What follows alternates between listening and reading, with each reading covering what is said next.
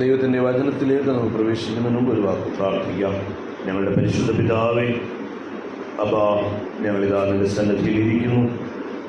കർത്താവേടെ ഒരു മാധ്യമമായി ഉപയോഗിച്ച് നിന്റെ ജനത്തിന് ആവശ്യമായ ദൂതിനെ കർത്താവ് നൽകണമെന്ന് പ്രാർത്ഥിക്കുന്നു. എല്ലാം തിരുനാമത്തിൻ്റെ മഹത്വത്തിനാക്കണം. യേശുവിൻ്റെ അധികാരമുള്ള നാമത്തിൽ പിതാവേ. ഇന്ന് ദൈവത്തിൻ്റെ വചനത്തിൽ നിന്ന് ചിന്തിക്കുന്നതിന് മുമ്പായി അല്പം മുമ്പ് പ്രിയ മാതാവ്, എന്തോ പേരെന്തോ കേട്ടില്ല, ഷീല, സ്നാനത്തെ പറ്റി പറഞ്ഞല്ലേ? സ്നാനപ്പെട്ടിട്ടില്ല അല്ലേ? അപ്പോൾ പ്രിയ മാതാവ് സ്നാനപ്പെടുത്താൻ ആഗ്രഹിക്കുന്നു, പക്ഷെ സ്നാനപ്പെടാൻ കഴിഞ്ഞിട്ടില്ല എന്ന് പറയുന്നുണ്ടായി. അപ്പോൾ ദൈവം സ്നാനപ്പെട്ടപ്പോൾ എൻ്റെ ജീവിതത്തിൽ ചെയ്ത ഒരു വിടുതലിനെ കുറിച്ച് പറയാനായിട്ട് ഞാൻ ആഗ്രഹിക്കുന്നു. അതുകൊണ്ട് സ്നാനപ്പെടണമെന്നല്ല ഞാൻ പറയുന്നത്, ഒരു വ്യത്യാസം പറയാനാണ് ഞാൻ പറയുന്നത്. എൻ്റെ പിതാവ് എൻ്റെ വീടാണ് ഈ കുളക്കടയുള്ളത്. ഞങ്ങൾ കുളക്കടയിലാണ് താമസിക്കുന്നതെങ്കിലും ഞങ്ങൾ വളരെ വർഷങ്ങൾ അടൂരായിരുന്നു താമസിക്കുന്നത്. കാരണം എൻ്റെ മാതാവിനും പിതാവിനും ജോലിയുണ്ട്. മാതാവ് PWDയിൽ അസിസ്റ്റൻ്റ് എഞ്ചിനീയറായിട്ട് റിട്ടയർ ചെയ്ത ആളാണ്. അമ്മ മരിച്ചിട്ടിപ്പോൾ ഈ വർഷം, ഈ അടുത്ത ആഴ്ച ആകുമ്പോൾ ഒരു വർഷം കഴിയും. അപ്പോൾ അമ്മയുടെ ജോലിയുള്ള ബന്ധത്തിലും അമ്മയ്ക്ക് വലുവുള്ളതുകൊണ്ടും ഞങ്ങൾ കൂടുതൽ അടൂരാണ് താമസമുണ്ട്. പിന്നെ ഇവിടുത്തെ ഞങ്ങളുടെ വല്യപ്പച്ചൻ മരിച്ചപ്പോൾ ഒരുമിച്ച് തന്നെ ആയപ്പോൾ ഞങ്ങൾ കുളക്കടയിലേക്ക് വരികയായിരുന്നു. അന്ന് മുതൽ കുളക്കടയിൽ തന്നെ താമസിക്കും. ഞങ്ങൾ താമസിക്കുന്ന ഈ വീടിന് എന്തൊക്കെയോ പ്രശ്നങ്ങളുണ്ട്. അപ്പോൾ എൻ്റെ പിതാവും സഹോദരനുമൊക്കെ അവർക്ക് 18 വയസ്സുള്ളപ്പോൾ തന്നെ ഗവൺമെൻറ് ജോലി കിട്ടിയവരാണ്. കൂടുതൽ പഠിക്കാനൊന്നും പറ്റിയില്ല, അന്നത്തെ സാഹചര്യങ്ങൾ അങ്ങനെയായിരുന്നു. പക്ഷെ ആ 18ാമത്തെ വയസ്സിൽ തന്നെ അവർക്ക് ജോലി കിട്ടി. അങ്ങനെ ജീവിക്കുകയായിരുന്നു. അങ്ങനെ ജീവിക്കുന്ന സന്ദർഭത്തിൽ അവരുടെ സഹോദരി കുടുംബമൊക്കെ അവരോടൊത്തുണ്ട്. സഹോദരിക്ക് മൂത്ത ഒരു മകനുണ്ടായിരുന്നു. ഈ മകന് ഒരു 10-12 വയസ്സായപ്പോൾ പെട്ടെന്ന് ശരീരം തളർന്നു. ശരീരം തളർന്ന് പിന്നെ എഴയുവാണ്, വീട്ടിലിങ്ങനെ എഴുതിയാണ്. അപ്പോൾ ആങ്ങളമാരാണ് അവർ കാര്യങ്ങളൊക്കെ നോക്കുന്നത്. അപ്പോൾ ഈ പൈതൽ അവരുടെ കൂടെയൊക്കെ കാര്യങ്ങളൊക്കെ നടന്നൊരു കുഞ്ഞാണ്, പക്ഷെ എഴുതുക.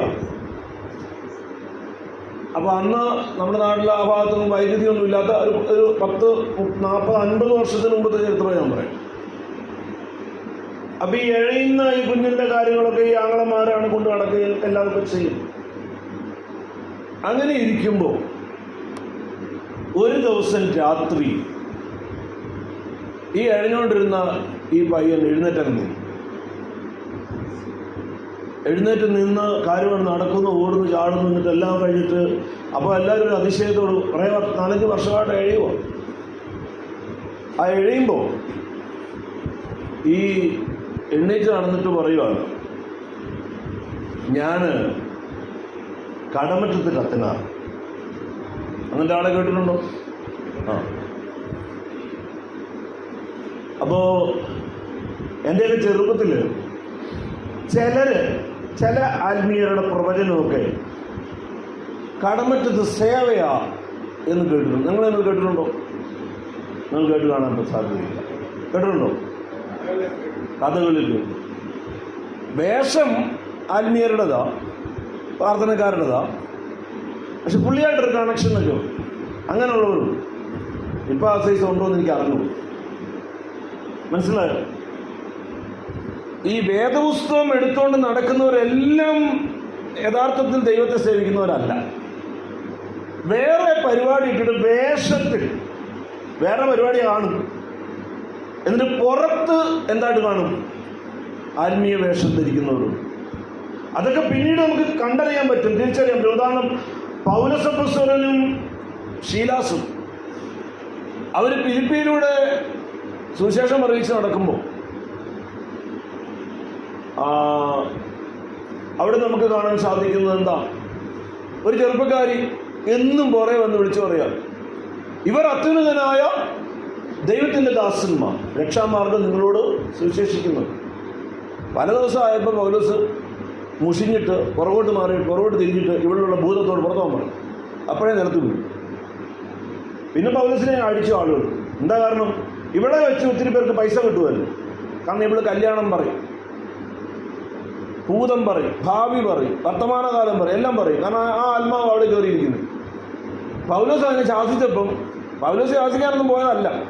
ദിവസവും വന്ന് ഇവളും പറഞ്ഞു കൊടുക്കുക, ഇവർ അത്യുന്നതനായ ദൈവത്തിൻ്റെ ദാസന്മാർ രക്ഷാമാർഗം നിങ്ങളോട് സുവിശേഷിക്കുന്നു. ഇവിടെ സർട്ടിഫിക്കറ്റ് വേണം. പക്ഷേ ഇത് പലതവണ ആയപ്പോൾ പൗലോസ് ശാസിച്ചു, അവൾ അപ്പോഴേ നിലത്തു. ഭൂതം പോയി. ഭൂതം പോയപ്പോൾ ഇവിടെ വെച്ച് കാശാക്കുന്ന കൊണ്ടു നടക്കുന്ന കുറച്ച് പ്രമാണിമാരുണ്ട്. അതൊക്കെ നമ്മൾ വായിച്ചിട്ടുള്ളൂ. അപ്പോസ്തലപ്രവൃത്തി 16 കിടപ്പുണ്ട്. കാരണം ഇവരെ ഇവിടെ ഇങ്ങനെ കൊണ്ട് നടക്കുക. കാരണം ഓരോരുത്തരുടെ പൈസ ഇവിടെ പോയിട്ട് പറയും, കല്യാണം ഇത്ര മാസം അടക്കും, പിന്നെ വീട്ടിലൊരു പ്രശ്നം വരാൻ പോകുന്നു, അല്ലെങ്കിൽ നിങ്ങൾക്കത് ആവിചാരം ഇന്ന ആളാണ്, അതിനുള്ള മറുപടി ഇന്ന്, ഇതൊക്കെ പറഞ്ഞു കൊടുക്കുന്ന. ഇപ്പം ഈ പുള്ളിക്കാരെ എഴുന്നേപ്പിച്ച് നിർത്തി കഴിഞ്ഞു. ഇനി ഇവളോട് ഭൂതവും പറയാൻ പറ്റുന്നില്ല, വെറും സാധാ പെണ്ണിനെ പോലെ ഇരിക്കുക. അപ്പോഴത്തേക്ക് യജമാനന്മാർക്ക് പൈസ പോയിരിക്കും. അതിനാണ് ഈ പാവപ്പെട്ടവന്മാരെ തല്ലി അടി ഒഴിച്ചെടുത്ത് എവിടെ കണ്ടിട്ടത്?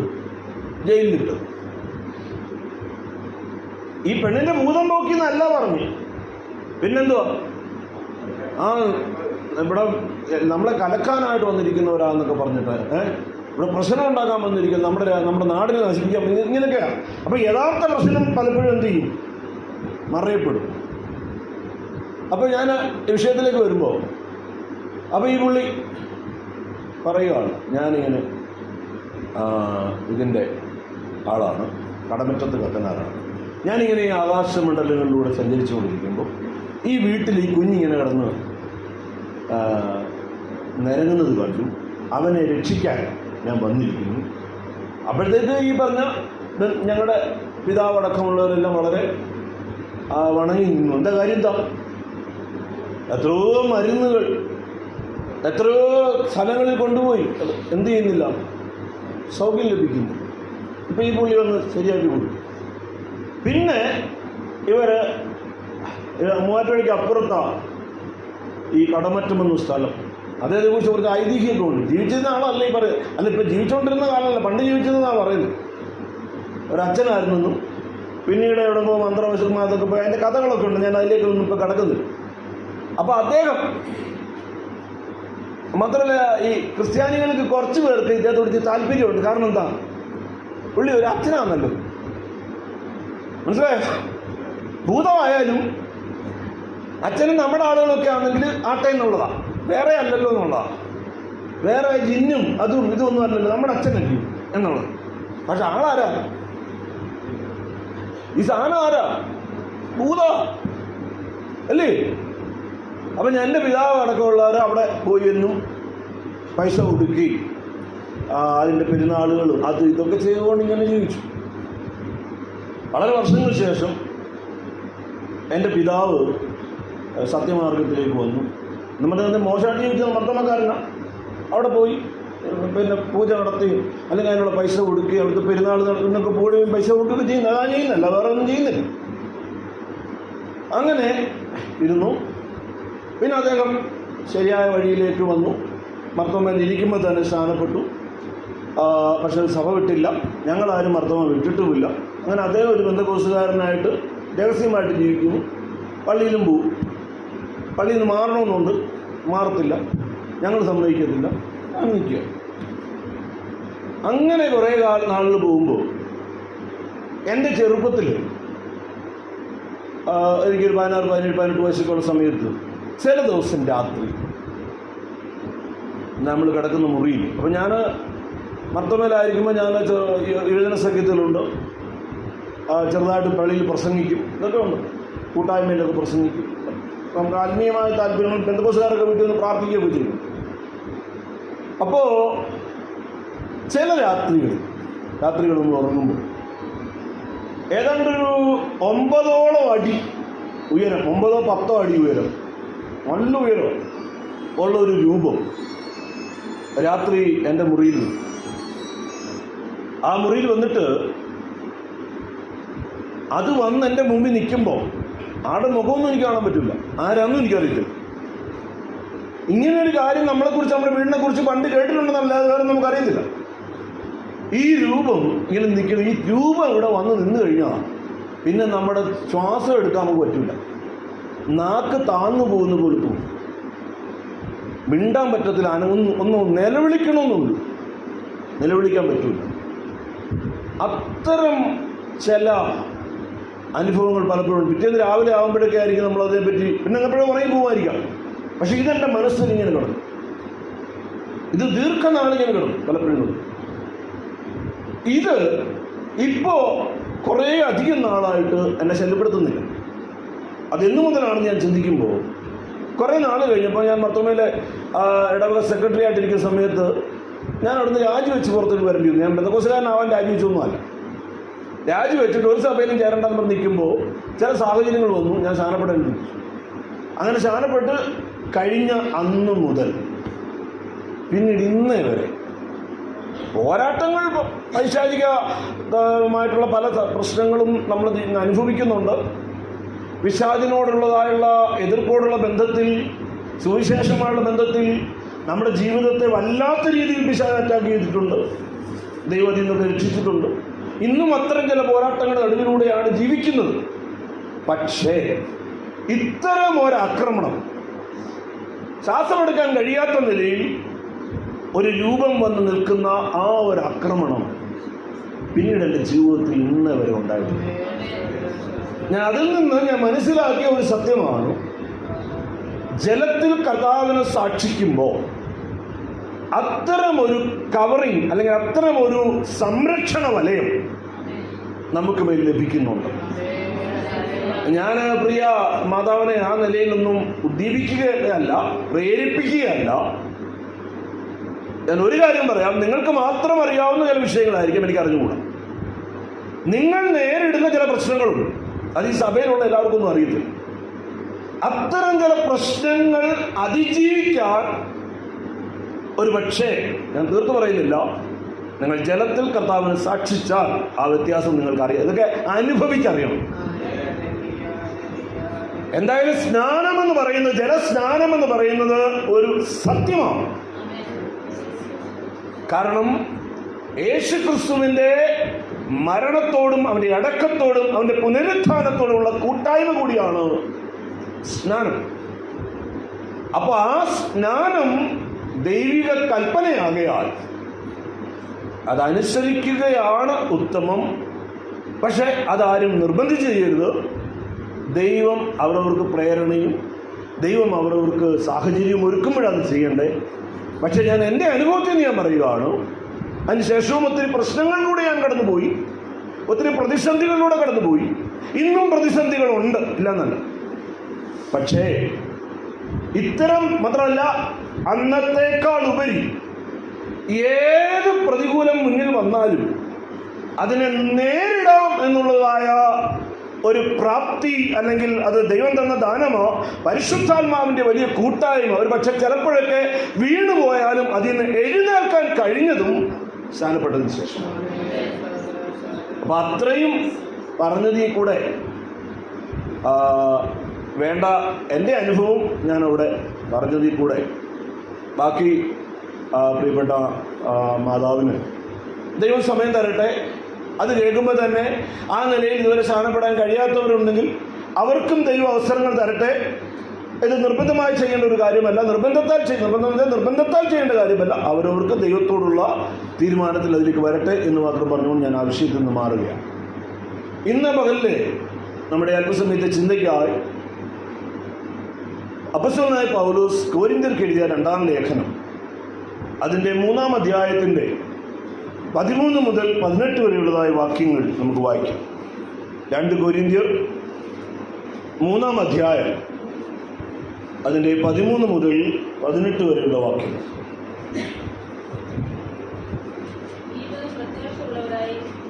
ഈ വിധം പ്രത്യാശയുള്ളവരായി ഞങ്ങൾ വളരെ പ്രാഗൽഭ്യത്തോടെ സംസാരിക്കുന്നു. നീങ്ങിപ്പോകുന്നതിന്റെ അന്തം ഇസ്രായേൽ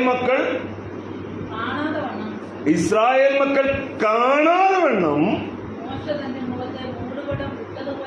മോശ തന്റെ മുഖത്ത് മൂടുപടമിട്ടതുപോലല്ല,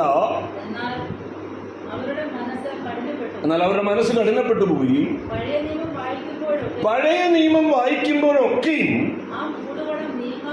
ആ മൂടുപടം നീങ്ങാതെ ഇന്ന് വരെ ഇരിക്കുന്നുവല്ലോ. അത് ക്രിസ്തുവിൽ നീങ്ങിപ്പോകും.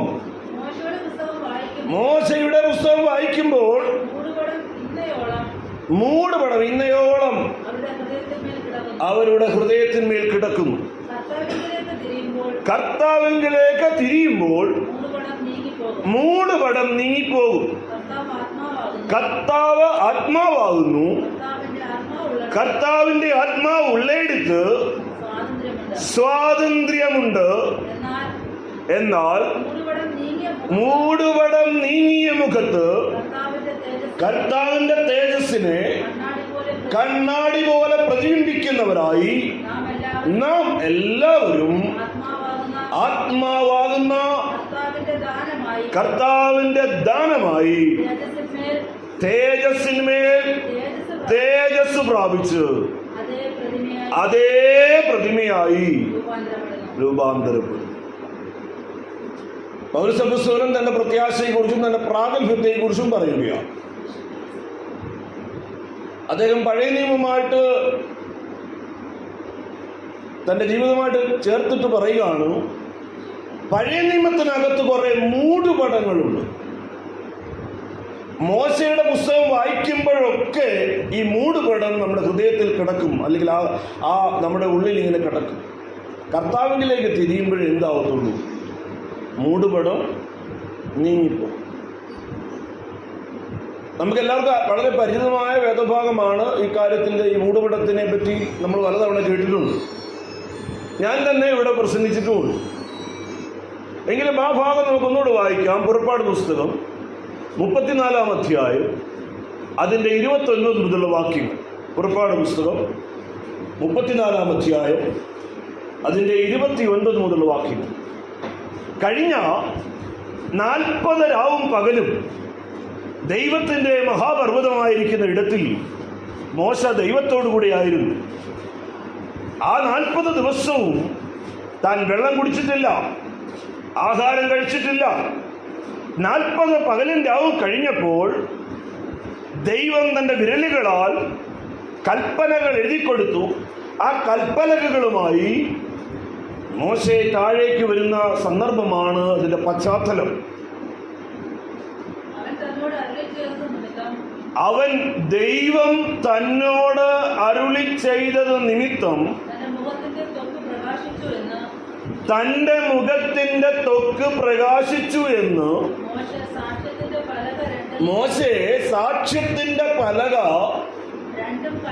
രണ്ടും കയ്യിൽ പിടിച്ചുകൊണ്ട് സീനായി പർവ്വതത്തിൽ നിന്നും ഇറങ്ങുമ്പോൾ അറിഞ്ഞില്ല. നോക്കാൻ 40 രാവും 40 പകലും വെള്ളം പോലെ കുടിക്കാതെ ദൈവസന്നിധിയിൽ ഇരുന്ന മോശയുടെ ജീവിതത്തിൽ മറ്റൊരു മാറ്റമുണ്ടായി. എന്താണ് സംഭവിച്ചിരിക്കുന്നത്? അദ്ദേഹത്തിന്റെ മുഖം ഇപ്പോൾ പ്രകാശിക്കുകയാണ്. മോശെ നമ്മെ പോലെയുള്ള ഒരു മനുഷ്യനാണ്. അതേ, തൊട്ടാൽ നോവുന്ന, കുത്തിയാൽ ചോര വരുന്ന ഒരു ശരീരം തന്നെയാണ് മോശയുടേത്. മുറുകയും പഴിക്കുകയും ഒക്കെ ചെയ്യുന്ന ശരീരം നമ്മുടെ ശരീരം തന്നെയാണ് മോശയുടെ. ആ മോശയ്ക്ക് ഇപ്പോൾ ആരും തൻ്റെ മുഖത്തേക്ക് വെട്ടമടിച്ചു കൊടുക്കാത്ത പോലെ തൻ്റെ ത്വക്ക്, മുഖം പ്രകാശിക്കുകയാണ്. പക്ഷേ ഇത് മോശെ അറിയുന്നില്ല. എന്തുകൊണ്ടാണ് മുഖം പ്രകാശിക്കുന്നത്? കാരണം എഴുതുന്നു. കാരണം സാക്ഷാൽ ദൈവം, പ്രപഞ്ചത്തിന്റെ സൃഷ്ടാവ് ഈ മോശയോട് സംസാരിച്ചു. അവന്റെ ആ സംസാരം, ആ ശബ്ദം, ആ തേജസ് അതിന്റെ പൂർണ്ണതലയിൽ കണ്ടിട്ടില്ല, കാണാൻ പറ്റത്തില്ല. അങ്ങനെ പൂർണ്ണതലയിൽ കണ്ടാൽ കത്തിക്കരിഞ്ഞു പോവും. ആ സ്വരം കേട്ട് അവനോടുള്ള കൂട്ടായ്മ ഇരുന്ന പഴയ നിയമ ഭക്തനായ മോശയുടെ മുഖം എന്ത് ചെയ്തു? പ്രകാശിക്കുകയാണ്. ഇത് മോശ അറിഞ്ഞിട്ടില്ല. പുള്ളി കൽപ്പലകകളുമായി, സാക്ഷ്യപലകകളുമായി താഴേക്ക് വരികയാണ്. അയച്ചോ. ജ്യേഷ്ഠനായിരിക്കുന്ന അഹരോൻ പുരോഹിതനാണോ? ഇസ്രായേൽ മക്കൾ അവരെല്ലാവരും ആ പാളയത്തിലുണ്ട്. അവരെ നോക്കിയപ്പോൾ 40 ദിവസങ്ങൾക്ക് മുമ്പ് സിനായി പർവ്വതത്തിൽ ദൈവശബ്ദം കേൾക്കാനായി കയറിപ്പോയ മോശയാണ് ഇറങ്ങി വരുന്നത്. മോശയുടെ നീളം, മോശയുടെ പൊക്കം, മോശയുടെ ആകൃതി പ്രകൃതി എല്ലാം ഉണ്ട്. പക്ഷേ ഇയാൾക്കൊരു വ്യത്യാസം, മുഖം പ്രകാശിക്കുകയാണ്. നോക്കുക, ഇത് പഴയ നിയമത്തിലെ അനുഭവമാണെങ്കിൽ പുതിയ നിയമത്തിലും ഇങ്ങനെ തന്നെയാണ്. ഒരു പക്ഷേ മുഖം പ്രകാശിച്ചില്ലെങ്കിലും ജീവിതം പ്രകാശിക്കാൻ തുടങ്ങും. ദൈവത്തോട് ചേർന്നിരിക്കുകയും ദൈവസ്ഥലത്തിൽ ഉപസിക്കുകയും ദൈവമായുള്ള കൂട്ടായ്മയിൽ സഹവസിക്കുകയും ചെയ്യുമ്പോൾ അതേ ഒരു വെളിച്ചം അകത്തുദിക്കും. ഹല്ലേലൂയ. യോഹന്നാന്റെ സുവിശേഷം 1-ാം അധ്യായത്തിന്റെ 9-ൽ യോഹന്നാൻ അതിനെക്കുറിച്ച് ഇങ്ങനെ എഴുതിയിരിക്കുന്നു: ഏതു മനുഷ്യനെയും പ്രകാശിപ്പിക്കുന്ന സത്യവെളിച്ചം ലോകത്തിലേക്ക് വന്നുകൊണ്ടിരുന്നു. യേശുവിന്റെ വരവിനെ കുറിച്ച് പറയുകയാണ്. എന്താണ് അവിടെ എഴുതിയിരിക്കുന്നത്? ഏതു മനുഷ്യനെയും പ്രകാശിപ്പിക്കുന്ന സത്യവെളിച്ചം. യേശു ക്രിസ്തു അങ്ങനെയുള്ളൊരു വെളിച്ചമാണ്. യേശു ക്രിസ്തു നിങ്ങളുടെ ഉള്ളിൽ വന്നാൽ, യേശു ക്രിസ്തു എന്റെ ഉള്ളിൽ വന്നാൽ, യേശു ക്രിസ്തു ആരുടെ ഉള്ളിൽ വന്നാലും ആ മനുഷ്യൻ പ്രകാശിക്കാൻ തുടങ്ങും. അവന്റെ ജീവിതത്തിലെ ഇരുട്ട് മാറും. മോശയുടെ മുഖം പ്രകാശിച്ചതുപോലെ മുഖം പ്രകാശിക്കുന്ന അർത്ഥത്തിലല്ല, മനസ്സും പ്രകാശിക്കാൻ തുടങ്ങും. അതേ ജീവിതത്തിൽ ഒരു വലിയ മാറ്റമുണ്ടാകും. അതാണ് യോഹന്നാൻ എഴുതി വച്ചിരിക്കുന്നത്. എന്നിട്ട് താൻ പറയുകയാണ്, ഏതു മനുഷ്യനെയും പ്രകാശിപ്പിക്കുന്ന സത്യവെളിച്ചം. എന്തുകൊണ്ടാണ് സത്യവെളിച്ചം എന്ന് പറയാൻ കാരണം? ലോകത്തിൽ ഒത്തിരി വിളക്കുണ്ട്, ലോകത്തിൽ ഒത്തിരി വെളിച്ചമുണ്ട്. മനുഷ്യൻ കത്തിച്ചു കൊളുത്തി വച്ചിരിക്കുന്ന വിളക്കുകളുണ്ട്. അത് കുറെ നേരം കഴിയുമ്പോൾ കെട്ടുപോകുന്ന വിളക്കുകളുണ്ട്. കറണ്ട് ഇല്ലെങ്കിൽ കത്താത്ത വിളക്കുണ്ട്. എണ്ണ തീരുമ്പോൾ കത്താത്ത വിളക്കുണ്ട്, കെട്ടുപോകുന്ന വിളക്കുണ്ട്. കരിന്തിരിയാകുന്ന വിളക്കുണ്ട്. മെഴുകുരുകി കഴിയുമ്പോ അത് അണഞ്ഞു പോകുന്ന വിളക്കുണ്ട്. എന്നാൽ സത്യവെളിച്ചം ആരും കത്തിച്ചു വെച്ചതല്ല, അത് വെളിച്ചമാണ്. ആ വെളിച്ചത്തെ ആർക്കും കെടുത്താൻ പറ്റത്തില്ല. അത് പ്രപഞ്ച ഉൽപ്പത്തി മുതൽ വെളിച്ചമായി തന്നെ നിൽക്കുന്നതാണ്. അതേതു മനുഷ്യനെയും പ്രകാശിപ്പിക്കുന്ന സത്യവെളിച്ചമാണ്. ഇന്ന് ആ വെളിച്ചം അകത്ത് വന്നോ എന്ന് അറിയണമെങ്കിൽ ഒറ്റ കാര്യമേ ഉള്ളൂ. ഈ ആലയത്തിലേക്ക് കടന്നു വന്നപ്പോൾ മനസ്സിനകത്ത് ഇരുണ്ട അനുഭവങ്ങൾ, ഭാരങ്ങൾ, സങ്കടങ്ങൾ അതിപ്പോഴും അങ്ങനെ നിൽക്കുന്നുണ്ടെങ്കിൽ അർത്ഥം ആ ഏതു മനുഷ്യനെയും പ്രകാശിപ്പിക്കുന്ന സത്യവെളിച്ചം നിങ്ങളുടെ ഉള്ളിൽ വന്നിട്ടില്ല. എന്നാൽ കണ്ടാലും ഞാൻ വാതിൽക്കൽ മുട്ടുന്നു, ആരെങ്കിലും എന്റെ ശബ്ദം കേട്ട് വാതിൽ തുറന്നാൽ ഞാൻ അവനോടും അവൻ എന്നോടും ചേർന്ന് അത്താഴം കഴിക്കുമെന്ന് അത് വെളിപ്പാട് ദിവസം 3:20 പറഞ്ഞിട്ടുള്ള കർത്താവ് ഈ പകലും മെല്ലെ മൗനമായിരിക്കുന്ന അതേ ഓരോ വ്യക്തിയുടെ ഹൃദയത്തിനകത്തോട്ടും അവൻ മുട്ടിക്കൊണ്ടിരിക്കുകയാണ്. വാതിൽ തുറന്നു കൊടുക്കുക. വാതിൽ തുറന്നു കൊടുത്താൽ നിങ്ങളുടെ ഉള്ളിലേക്ക് ആ പ്രകാശം എത്തും. നിങ്ങളുടെ മനസ്സിന്റെ ഭാരങ്ങൾ മാറും. രോഗങ്ങൾ ഉണ്ടാവാം, കടകൾ ഉണ്ടാവാം, ഞെരുക്കങ്ങൾ ഉണ്ടാവാം, പ്രതിസന്ധികൾ ഉണ്ടാവാം. എന്നാൽ അവയ്ക്ക് മീതെ പറന്നുയരുവാൻ, അവയെ തൃണകൾ ഗണിക്കുവാൻ, അവയെ മറികടക്കുവാൻ ഒരു പുതിയ ശക്തി, പുതിയ ഊർജം നിങ്ങളുടെ അകത്തേക്ക് കയറുന്നത് ആ വെളിച്ചത്തിന്റെ സ്വാധീനത്താലാണ്, സാന്നിധ്യത്താലാണ്. ഹല്ലേലൂയ. മോശ ഇങ്ങനെ ഇറങ്ങി വരികയാണ്. ഈ നിലയിലല്ല അദ്ദേഹത്തിന് പഴയ നിയമകാലത്തിൽ ആ ദൈവത്തോട് സംസാരിച്ചപ്പോൾ ഉണ്ടായ ഒരു വെട്ടമാണ് തൻ്റെ മുഖത്തു നിന്ന് പുറത്തേക്ക് വരുന്നത്. പക്ഷേ അഹരോനും ഇസ്രായേൽ ജനവും ഇത് കണ്ട് ഭയപ്പെടുകയാണ്. മുഖം തിളങ്ങുന്ന, മുഖം പ്രകാശിക്കുന്ന തൻ്റെ സഹോദരൻ്റെ അരികിലേക്ക് പോകാൻ അഹരോന് ധൈര്യമില്ല. തങ്ങളുടെ നേതാവായിരിക്കുന്ന മോശയുടെ അടുത്തോട്ട് പോകാൻ ഇസ്രായേൽ ജനത്തിന് ധൈര്യമില്ല. കാരണം അദ്ദേഹത്തിൻ്റെ രൂപമാണ്, പ്രകൃതി അതുപോലൊക്കെ ഇരിക്കുന്നു. പക്ഷേ മറ്റൊരാളാണെന്ന് അവർക്ക് തോന്നിപ്പോവുകയാണ്. എന്തോ ഒരു ദിവ്യൻ, എന്തോ ഒരു അത്ഭുത മനുഷ്യൻ, അങ്ങനെയാണ് ഇപ്പോൾ കാണപ്പെടുന്നത്. വായിച്ചാട്ടെ.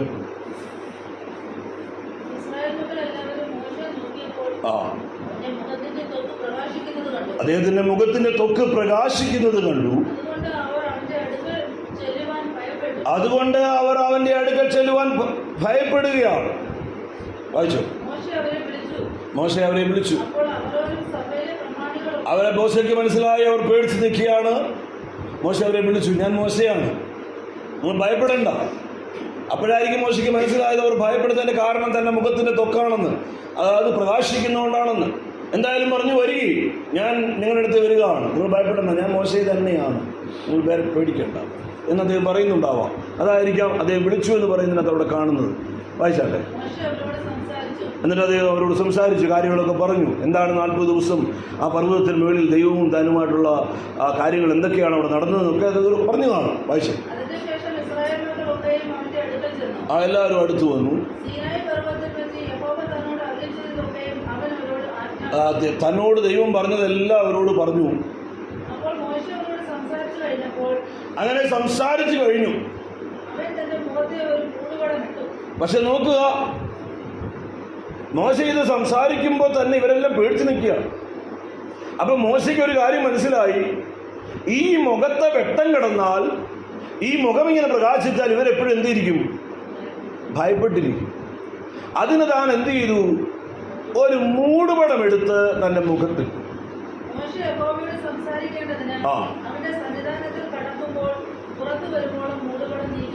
മോശ എന്ത് ചെയ്തു വെച്ചാല്, ദൈവസന്നിധിയിലേക്ക് പോകുമ്പോ ദൈവത്തിന് ഭയമില്ലല്ലോ. ദൈവം തേജസ്സിന്മേൽ തേജസ്സുള്ള ദൈവത്തിന് എന്ത് പേടി? അപ്പൊ അതുകൊണ്ട് ദൈവസന്നിധിയിലേക്ക് പോകുമ്പോ മോശയ്ക്ക് മൂടുപടം ഇല്ല, മൂടുപടത്ത് കളയും.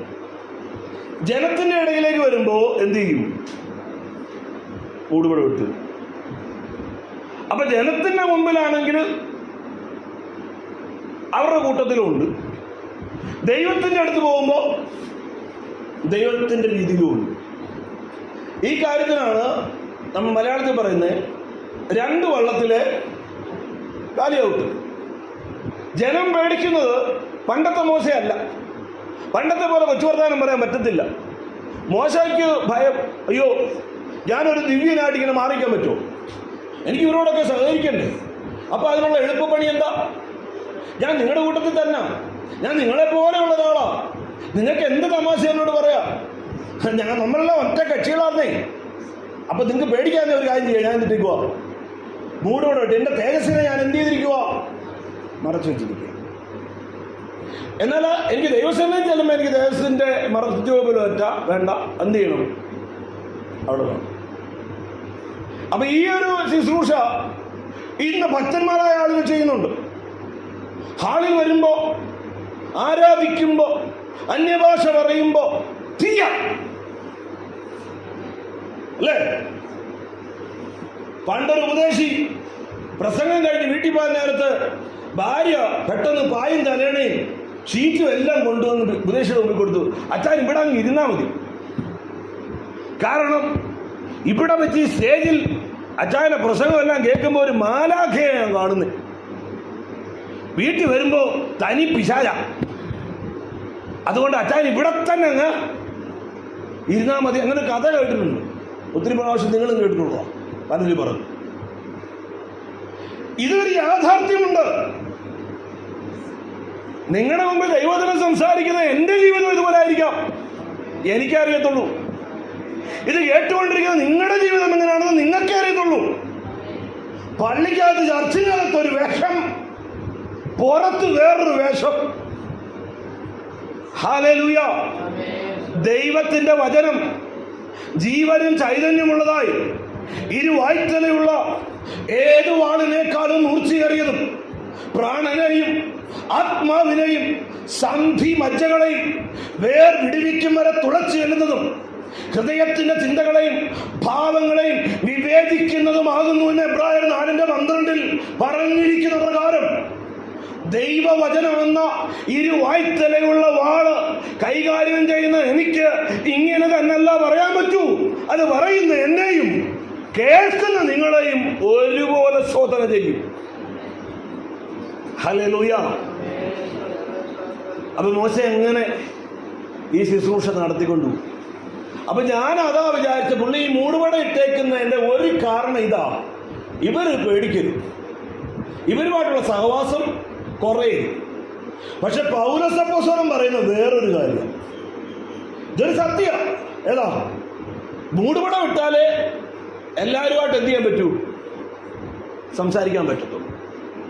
ഇല്ലെങ്കിൽ മാറിയിരിക്കും ആളുകൾ. മോശയുടെ അടുത്ത് വീട്ടിലെ അമ്മായിയമ്മയും മരുമോളും തമ്മിലുള്ള വഴക്ക് പറയാൻ വേണ്ടി കുഞ്ഞുച്ചാൻ വരുമ്പോ, ഇവിടെ കുഞ്ഞുച്ചാനുണ്ടോ? കുഞ്ഞുമാനച്ചാന്നല്ലേ? കുഞ്ഞുച്ചാന്നല്ലല്ലോ. ആ അപ്പൊ ഞാൻ അറിയാതെ കുഞ്ഞുച്ചാന്ന് പറഞ്ഞു കഴിഞ്ഞാൽ ഏതെങ്കിലും കുഞ്ഞുച്ചന്മാരുണ്ടെങ്കിൽ അവർക്ക് ഇതാണ്. അപ്പം നമ്മളറിയാതെ പറയുന്നത് ലില്ലിക്കുട്ടിന്നോ മേരിക്കുട്ടിന്നൊക്കെ പറഞ്ഞു പോകും. അപ്പം എന്നെ പറഞ്ഞാന്ന് പറഞ്ഞാൽ അല്ല, ഇവങ്ങ് പറഞ്ഞെന്ന്. അപ്പൊ അങ്ങനത്തെ ഈ കുഞ്ഞുച്ചാൻ ഈ കാര്യം പറയാൻ പറ്റുമോ? തിളങ്ങി നിൽക്കില്ലയോ? അപ്പോൾ ഈ വീട്ടിലെ അടി എന്ന് പറയാൻ പറ്റുമോ? ഇല്ല. ഈ മൂടുപടം കിടക്കുമ്പോൾ എന്താ ചെയ്യാൻ പറ്റും? ധൈര്യമായിട്ട് പറയാം, ഇടേ എൻ്റെ പെണ്ണുമ്പോൾ ഇതുവരെ ശരിയായിട്ടില്ല, ഇപ്പോഴും തല്ലാവുന്നത്, പ്രാർത്ഥനയുണ്ട്, കൽപ്പനയും ഒക്കെ ഉണ്ട്. പക്ഷേ സത്യത്തിൽ ഞാൻ അങ്ങ് ജീവിച്ചു പോകുന്നതേ ഉള്ളൂ, ചത്താ മതി എന്നാ എൻ്റെ ഒരു ചിന്ത. കാരണം ഒരു സമാധാനമില്ല മോശ, എൻ്റെ വീടൊരു നരകമാണ്. അതെനിക്ക് ആരോടെങ്കിലും പറയാൻ പറ്റുമോ? പിന്നെ പറഞ്ഞാൽ പിന്നെ ചന്തലെല്ലാം അതിൽ പറയത്തില്ലയോ ആളുകൾ? പിന്നെ നിങ്ങളടുത്തേ പറയാൻ പറ്റൂ എന്നൊന്ന് പറയണം. പക്ഷേ ഈ തിളങ്ങി നിൽക്കുമ്പോൾ പറ്റുമോ? ഇങ്ങനെ തിളങ്ങി നിൽക്കുക. അപ്പം അതുകൊണ്ട് പറയാൻ പറ്റും. എപ്പോഴാ ഈ മൂടോടെ ഒട്ടിക്കുമ്പോൾ ചെന്ന് കാര്യം പറയാം. അപ്പം അതുകൊണ്ടാ ജനത്തോട് സഹകരിക്കേണ്ടതുകൊണ്ടാണെന്നാണ് ഞാൻ ധരിച്ചേ. പക്ഷെ പൗലോസ് പറയുന്ന വേറൊരു കാര്യം കൂടെ ഉണ്ട്. എന്താ പറഞ്ഞത്? ആ 13-ാം അധ്യായത്തിൽ എന്താ, 13-ാമത്തെ വാക്യത്തിൽ എന്താ നമ്മൾ വായിച്ച?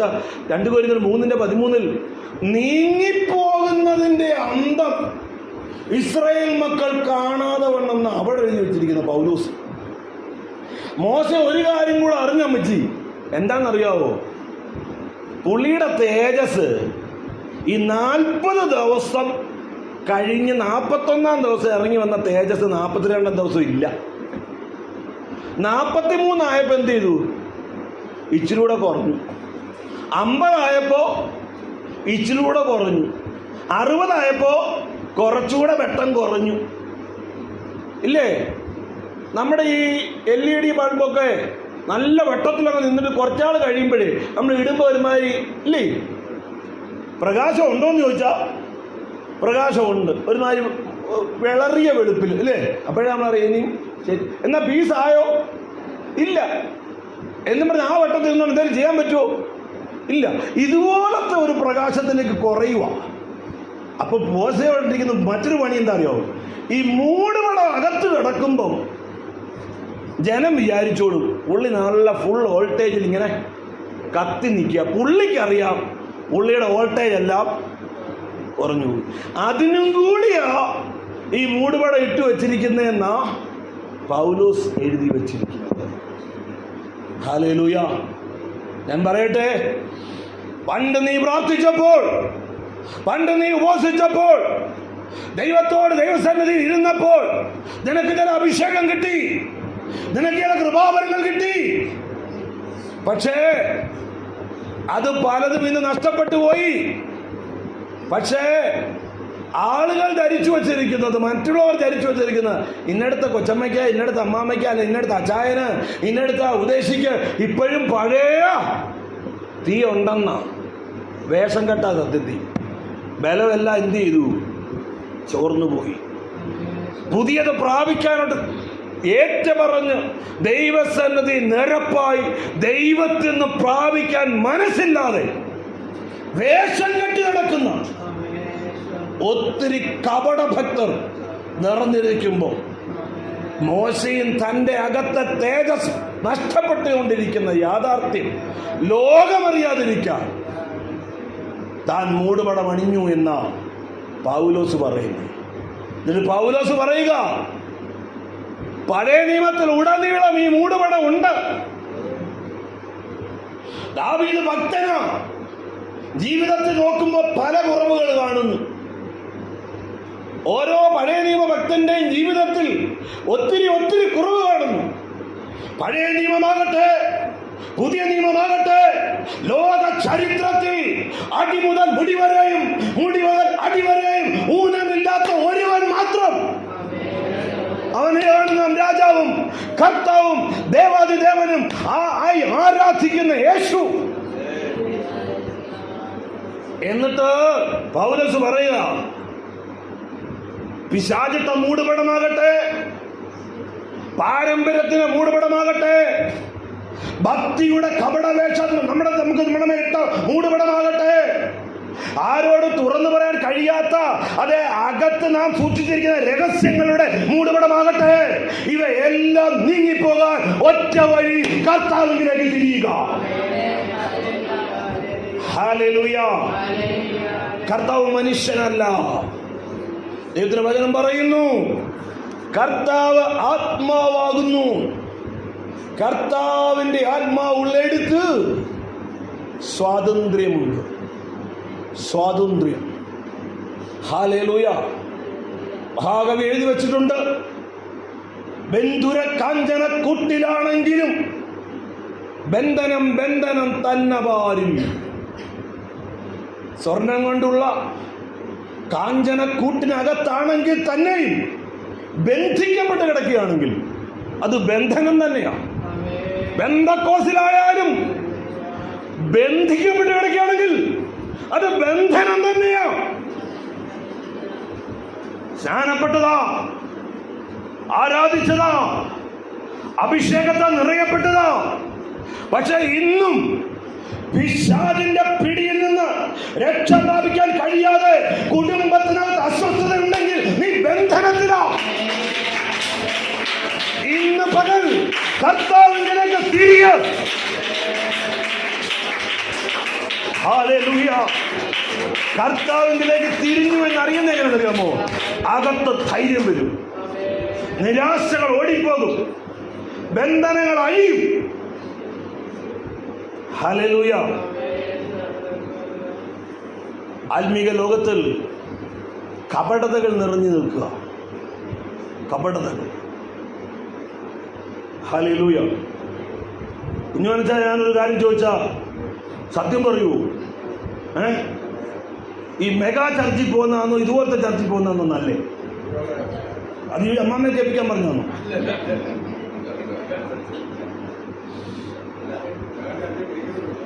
ആവുന്നില്ല. കുറേ ഇന്ന് സഹോദര മെഗാ ചർച്ചിൽ പോയിട്ടുണ്ടോ? വലിയ ഒത്തിരി പേരുള്ള പോയിട്ടുണ്ട്. അവിടെ പോയി ഉള്ള ആരാധനയാണ് ഇതുപോലുള്ള ഇതാ. സത്യം അറിയണമെങ്കിൽ ഇനിയും തന്നെ മാറ്റി പിടിച്ചു നോക്കണമായിരുന്നു. ഞാൻ ഒരു കാര്യം പറയാം, നല്ല ഹൃദയത്തിൽ ദേവദാസിക്ക് എന്നോട് ദോഷമൊന്നും പറഞ്ഞു, ഞാൻ പറയുന്നത് മൊത്തം കേൾക്കണം. നല്ല ഹൃദയം നിറഞ്ഞ് മറ്റവനെ ഒന്നും കാണരുത്. മറ്റവൻ്റെ കൊട്ടും അവൻ്റെ താടിയും മീശയും അല്ലെങ്കിൽ കാണിക്കുന്ന പേക്കോലും ഒന്നും കാണരുത്. അതല്ലാതെ മനസ്സ് തൃപ്തിയായിട്ട് കുറച്ചു നേരം ആരാധിച്ച് ദൈവത്തെ സ്തുതിക്കാൻ ഈ മെഗാ ചർച്ചിൽ പോകുന്നത് ഇതിനേക്കാൾ കൂടുതൽ ബലമാണെന്ന് ഞാൻ മനസ്സിലാക്കും. ബാക്കി മൊത്തം കേൾക്കണേ, മൊത്തം കേൾക്കണം. കാരണം ഒന്ന്, നമ്മൾ അപ്പുറത്തും ഇപ്പുറത്തുമായിട്ട് ആരെയും നമ്മൾ നോക്കാതെ പോകണം. പിന്നെന്തുവാ, ഭയങ്കര പാട്ട്, ബഹളം, അല്ലേ? ഡാൻസ്, ചാട്ടം, എല്ലാം സ്വത്രം, ഹല്ലേലൂയ. പിന്നെ ഈ ശബ്ദം എല്ലാം കാണുമ്പോഴേ നമുക്കങ്ങ് ഒരു തോന്നുന്നുണ്ട് നമ്മളിപ്പോൾ എവിടാ? സ്വർഗത്തിൽ. അതുപോലെ മനസ്സിലായോ? 2 മണിക്കൂർ ആരാധന കഴിഞ്ഞ് നമ്മൾ വെളിയിലോട്ട് ഇറങ്ങി കഴിയുമ്പോൾ നമ്മൾ സ്വർഗത്തിൽ നിന്ന് നേരെ നരകത്തിൽ. ഈ കേട്ടതൊന്നും എന്ത് ചെയ്തിട്ടില്ല, നമ്മുടെ അകത്ത് കയറിയിട്ടില്ല. അന്നേരം കയറി. ഇനി നമ്മള് അവിടെ ചെന്നെന്ന് വെച്ചോ, അവിടെ ഇരിക്കുന്ന ഒരാളും ആയിട്ട് നമുക്കെന്തുമില്ല, ഒരു ബന്ധവും ഇല്ല. ഇതിനകത്തിരിക്കുന്ന ചെറുപ്പക്കാർ സിനിമ കണ്ടിട്ടുള്ളതാണോ? ആണോ? ആ, സിനിമാ തിയേറ്ററിനകത്ത് പോയി ഒരു സൗഹൃദമുണ്ട്. അപ്പുറത്തിരിക്കുന്നവനും ഇപ്പുറത്തിരിക്കുന്നവനും തമ്മിൽ ആരാന്ന് പോലും അറിയത്തില്ല. കാല് തട്ടുമ്പോൾ തൊട്ടല്ലേ എന്ന് പറയുന്നതല്ല, അത് അപ്പുറത്തിരുന്ന ആരാന്നും ഇപ്പുറത്തിരുന്ന ആരും നമുക്കൊരു അതുപോലെ ഈ മെഗാ ചർച്ചിൽ ഇരിക്കുന്നു. അടുത്തിരിക്കുന്ന ആരാന്ന് നമുക്ക് യാതൊന്നും അറിയണ്ട. അവിടുത്തെ നേതാക്കൾക്ക് നമ്മളെ അറിയത്തില്ല, നമുക്ക് അവരെ അറിയത്തില്ല. ഞാൻ പറഞ്ഞ് മനസ്സിലാവുന്നുണ്ടോ? ആരാധന സൂപ്പറാ. അത് കഴിഞ്ഞു കഴിയുമ്പോൾ മൊത്തം നിലത്താണ്. നമുക്ക് എന്തെങ്കിലും അസുഖം വന്നാലോ പ്രശ്നം വന്നാലോ തിരിഞ്ഞു നോക്കാനും ആരും ഉണ്ടാവില്ല, ആരും വിളിക്കത്തില്ല. എന്നാൽ ഇവിടോ ഈ ആരാധനയുടെ സ്വർഗത്തിൽ അങ്ങ് എത്തിയില്ലേലും ചർച്ച വന്നില്ലെങ്കിൽ പിറ്റേ ആ ദിവസം പ്രാർത്ഥന കഴിയുമ്പോൾ ദൈവദാസൻ ഒന്ന് വിളിക്കുന്ന എന്താ വരാഞ്ഞേ ഇല്ലയോ. ഇനി വല്ല തലവേദനയോ വയറുകടിയോ പ്രശ്നമോ ഒക്കെ വരുവാണെങ്കിൽ നമുക്ക് എന്ത് ചെയ്യാം? ഫോൺ എടുത്ത് എനിക്ക് അസുഖം ഇന്നതാ എന്ന് പറഞ്ഞാൽ പ്രാർത്ഥിക്കും ഇല്ലയോ. ചിലപ്പോൾ പിറ്റേ ദിവസം വീട്ടിൽ ഓട്ടോ പിടിച്ച് വരികയും ചെയ്യും. മനസ്സിലായോ? അപ്പൊ വളർച്ചയ്ക്ക് നല്ലത് ചെറിയ സഭയാണ്. മനസ്സിലായി? എല്ലാം കൂടെ നമ്മളിങ്ങനെ ഉരച്ചു നോക്കണം. ഒറ്റ ദിവസത്തെ സ്ലോട്ടർ ടാപ്പിങ്ങിനാണ് മറ്റേ നല്ലത്. ഒറ്റ ദിവസത്തെ വെട്ടിനങ്ങ് എടുത്തോണം. അത് കഴിഞ്ഞാൽ പിന്നെ ഒന്നുമില്ല. ഞാൻ പറഞ്ഞ മനസ്സിലായോ? ഹല്ലേലൂയ. എൻ്റെ സമയം അവസാനിക്കുക. 5-10 മിനിറ്റിനകത്ത് ഞാൻ അവസാനിപ്പിക്കും. 12:37 8 മിനിറ്റിനകത്ത് അവസാനിപ്പിക്കും. നോക്കുക, ആത്മീയ കപടതകൾ നിറഞ്ഞിരിക്കുന്ന ഒരു ലോകത്തിലാണ് നമ്മൾ ജീവിക്കുന്നത്. ഹല്ലേലൂയ. ജനം വളരണമെന്ന് പലർക്കും ആഗ്രഹമില്ല. ഈ മെഗാ ചർച്ചുകൾ, ഞാൻ ഒരു ചർച്ചിനെ വിമർശിക്കല്ല, മെഗാ ചർച്ചിൽ പോകുന്ന ആളെ കുഞ്ഞുമച്ചാൻ്റെ കണ്ടാൽ തിരിച്ചറിയാമോ? ഞാൻ പറഞ്ഞുതരാം. അവരുടെ ഇവിടെ നോക്കണം, തലയുടെ ഈ ഭാഗത്ത് മുടി കുറവായിരിക്കും. എങ്ങനെയാ പോകുന്നേ? കഴിഞ്ഞ ആഴ്ചയും തലേ കൈവച്ച് പ്രാർത്ഥിപ്പിച്ചതാ. ആര് വന്നാലും ഓടുക, തലയിലോട്ട് കൈവെക്കുക, പ്രാർത്ഥിക്കുക. അടുത്ത ആഴ്ച ഇതേ പരിപാടി. പലരുടെ തല കൈ ഇങ്ങനെ വെച്ച് കൊടുത്ത മുടി ഒരിക്കലും ഒരു പൂർണ്ണ വിടുതലില്ല എന്ന് അവിടെ ഇങ്ങനെ. മനസ്സിലായോ? ജനം വളരാൻ മെഗാ ചർച്ചുകൾക്ക് താല്പര്യമില്ല. എന്നും അവരുടെ അടിമകളായി ജനം കിടക്കണം. ഹല്ലേലൂയ. കൊച്ചു കൊച്ചു ചർച്ചുകളിൽ ജനം വളരും. പക്ഷെ ഇപ്പോ കൊച്ചു കൊച്ചു ചർച്ചിനകത്ത് ജനം വരുമ്പോ അവരെ കുത്തിയേം വെട്ടിയേം ചെയ്ത് ഓടിക്കുക. മനസ്സിലായോ? ഒരാൾ പറഞ്ഞ പോലെ, താടിയുള്ള അപ്പനെ കൊണ്ടും താടിയില്ലാത്ത അപ്പനെ കൊണ്ടും സ്വസ്ഥതയില്ല എന്ന് പറയുന്ന പോലെ കൊച്ചിയാർച്ചും ശരിയാവുന്നില്ല, വലിയാർച്ചും ശരിയാവാതെ മനുഷ്യൻ കിടന്ന് വട്ടക്കണ്ണം കറങ്ങുക. സത്യം സ്വാതന്ത്ര്യത്തോടെ ആരാധിക്കാൻ ജനത്തിന് കഴിയാതെ വരുന്നു. ഞാൻ പറയട്ടെ, നിങ്ങളുടെ അനുഭവമാണ് നിങ്ങൾ പറയേണ്ടത്. നിങ്ങളിവിടെ വരുന്നതിന്റെ കാരണം ഈ ദേവദാസ് നിങ്ങളെ സംരക്ഷിക്കുന്നുണ്ടോ, അവർ പ്രാർത്ഥിക്കുന്നുണ്ടോ? പക്ഷേ ഞാനിത് അവരെ കുറിച്ചോ വേറൊരു മെഗാ ചർച്ചയെ കുറിച്ചോ പറഞ്ഞതല്ല, ഒരു പൊതു യാഥാർത്ഥ്യം ഞാൻ പറഞ്ഞതാണ്. ഒരു വാക്യം വായിക്കാം. ഹോശേയ പ്രവചനം 4-ാം അധ്യായത്തിന്റെ 8-ാമത്തെ വാക്യം. ഹോശേയ പ്രവചനം 4-ാം അധ്യായത്തിന്റെ 8-ാമത്തെ വാക്യം. ഹോശേയ പ്രവചനം 4:8. പഴയ നിയമത്തിലാണ്. ദാനിയേൽ പ്രവചനമൊക്കെ കഴിഞ്ഞിട്ട്. അതേ, സുവിശേഷകരെ കുറിച്ച് അവിടെ എഴുതിയിരിക്കുക, പുരോഹിതരെ കുറിച്ച് എഴുതിയിരിക്കുക.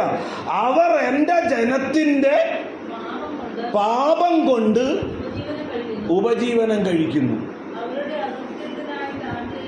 അവരുടെ അകൃത്യത്തിനായിട്ട് ആഗ്രഹിക്കുന്നു.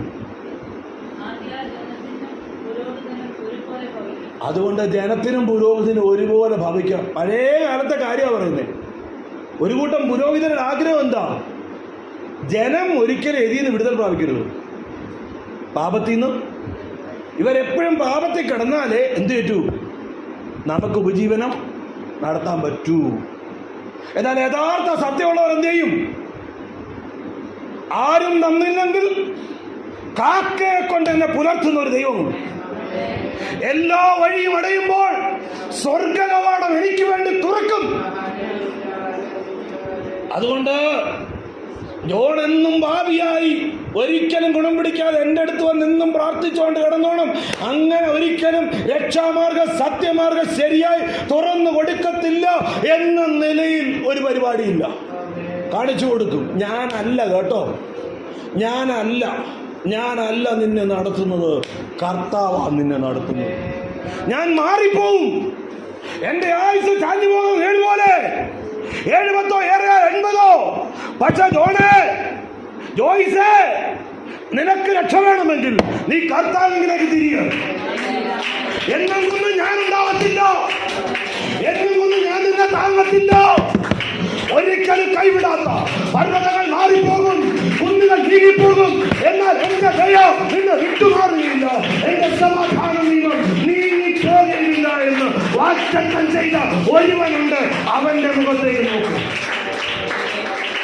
കർത്താവിലേക്ക് തിരിയുമ്പോൾ മൂടുപടം നീങ്ങിപ്പോകും. മൂടുപടം നീങ്ങിപ്പോകുന്ന മുഖത്ത് കർത്താവിന്റെ തേജസ്സിനെ കണ്ണാടി പോലെ പ്രതിബിംബിക്കുന്നവരായി നാം എല്ലാവരും തേജസ്സിന്മേൽ തേജസ് പ്രാപിച്ച് അതേ പ്രതിമയായി രൂപാന്തരപ്പെടുന്നു. 3 മിനിറ്റ് കൂടെ. ഹല്ലേലൂയ. ദൈവത്തിന്റെ വചനം അങ്ങനെയാണ് പറയുന്നത്. ഹല്ലേലൂയ. അതായത് ശരിയായ നിലയിൽ കർത്താവ് ഇങ്ങനെ പറഞ്ഞിട്ടുണ്ട്, ഞാൻ ഇരിക്കുന്നിടത്ത് എൻ്റെ ശുശ്രൂഷകൻ ഇരിക്കും.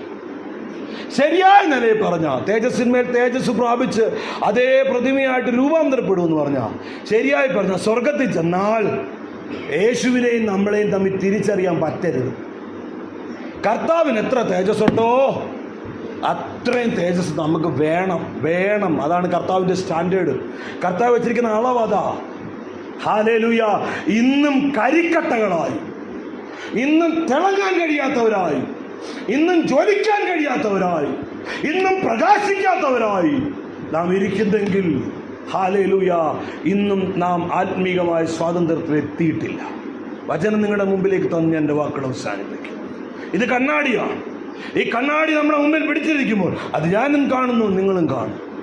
ഹല്ലേലൂയ. ഇന്നും മൂടുപടങ്ങളിലാണ് ഇരിക്കുന്നതെങ്കിൽ, ആരോടും പറയാത്ത രഹസ്യങ്ങൾ കൊണ്ട് അതേ ദൈവസന്നിധിയിൽ അതേ ഒളിഞ്ഞിരിക്കാൻ എവിടെയെന്ന് ചോദിക്കുമ്പോൾ ഞാൻ ഒളിച്ചു നിൽക്കുകയാണ്, നഗ്നനാണ് എന്ന് പറഞ്ഞ് ഓടുന്ന ആദമിന്റെയും ഹവ്വയുടെയും അതേ പാരമ്പര്യത്തിലോ ഇപ്പോഴും നിൽക്കുന്നതെങ്കിൽ, ഇപ്പോഴും ദൈവസന്നിധിയിലേക്ക് വരാൻ കഴിയാത്ത വിധത്തിൽ ഭീതിപ്പെടുത്തുന്ന ചില രഹസ്യങ്ങൾ ഉള്ളിൽ സൂക്ഷിക്കുന്നെങ്കിൽ, ഇന്ന് പകൽ കർത്താവിലേക്ക് തിരിയുമ്പോൾ മൂടുപടം നീങ്ങിപ്പോകും. അതേ ഭീരുത്വങ്ങൾ മാറിപ്പോകും, അസ്വാതന്ത്ര്യങ്ങൾ മാറിപ്പോകും. ഈ വചനങ്ങളാൽ കർത്താവ് നമ്മെ സഹായിക്കും.